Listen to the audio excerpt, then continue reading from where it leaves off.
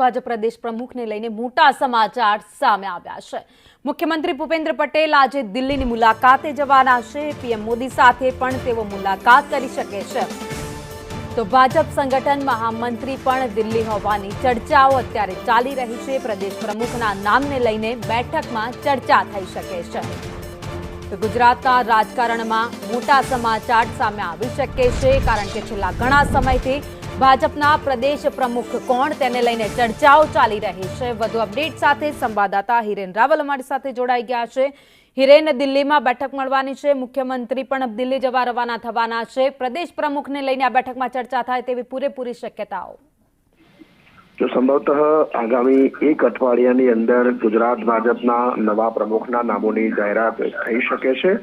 गईकाले पण दिल्ही खाते केंद्रीय संगठन मंत्री बीएल संतोषनी अध्यक्षतामां एमना निवासस्थाने एक बैठक मळी हती, जेमां गुजरातना चूंटणी प्रभारी भूपेन्द्र यादव पण हाजर रह्या हता।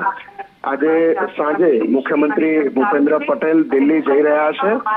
ગુજરાતના સંગઠન મહામંત્રી રત્નાકર પણ 2 દિવસથી દિલ્હીમાં છે, એટલે સ્વાભાવિક રીતે આ જે મુલાકાતો છે એ મુલાકાતો પરથી અનુમાન લગાવી શકાય છે કે ખૂબ ઝડપથી અંદાજે એકાદ અઠવાડિયાની આસપાસમાં ગુજરાત ભાજપના નવા પ્રમુખના નામો અંગેની જાહેરાત થઈ શકે છે। હિરેન, અમારી સાથે જોડાયેલા રહેજો, આગળ પણ અપડેટ આપના પાસેથી લેશું।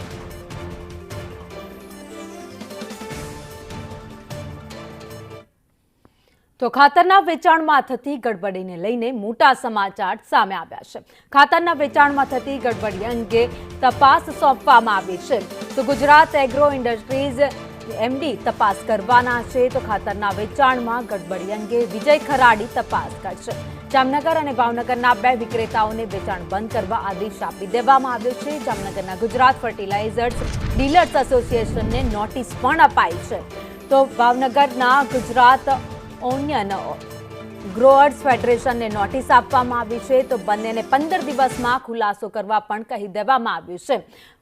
વધુ અપડેટ સાથે હિરેન રાવલ અમારી સાથે જોડાયેલા છે। હિરેન, ખાતરને લઈને એક પછી એક અપડેટ સમાચાર સામે આવી રહ્યા છે। ખાતરમાં જે ગડબડી થતી હતી તેમાં હવે તપાસ સોંપવામાં આવી છે। રાજ્યમાં સાર્વત્રિક વરસાદ અને વરસાદના પગલે ખાતરની ડિમાન્ડ છે એ રાજ્યની અંદર વધી હતી। જો કે ખાતરની આવકની સામે જાવક છે એમાં ક્યાંક પ્રશ્નો ઊભા થયા હતા, અને એટલા માટે રાજ્ય સરકારે આ ખાતરના વેચાણમાં જે ગડબડી થાય છે, સબસિડાઇઝ ખાતર જે છે સહકારી સંસ્થાઓ અને ખેડૂતોને આપવાનું હશે, એ ખાતર બારોબાર ક્યાંક સગેવગે થાય એ પ્રકારના અહેવાલોના આધારે રાજ્ય સરકારે આ તપાસ સોંપી છે, જેમાં ગુજરાત એગ્રો ઇન્ડસ્ટ્રીઝના એમડી વિજય ખરાડી આઈએસ અધિકારી છે, એમને આ તપાસ સોંપવામાં આવી છે। 1 મહિનાની અંદર એમણે આ તપાસનો અહેવાલ છે એ રાજ્ય સરકારને આપવાનું રહેશે। જામનગર અને ભાવનગરના 2 વિક્રેતાઓને ખાતરનું વેચાણ બંધ કરવા માટેની પણ સૂચના આપવામાં આવી છે। આ ઉપરાંત ભાવનગરના ગુજરાત ઓનિયન ગ્રોઅર્સ ફેડરેશનને શોકોઝ નોટિસ આપવામાં આવી છે। 15 દિવસમાં આ બંને સંસ્થાઓ જે છે કે જે ખાતર વેચાણમાં ગડબડી કરતી હતી એમને આ અંગેનો ખુલાસો કરવા માટે પણ કહેવામાં આવ્યું છે। સ્વાભાવિક રીતે રાજ્ય સરકાર એક તરફ કહી રહી છે કે ખાતરની આવક છે એ સતત ચાલુ છે, પરંતુ સામે ખેડૂતોને ખાતર ન મળતું હોવાના કારણે આ પ્રશ્નો ઊભા થયા હતા।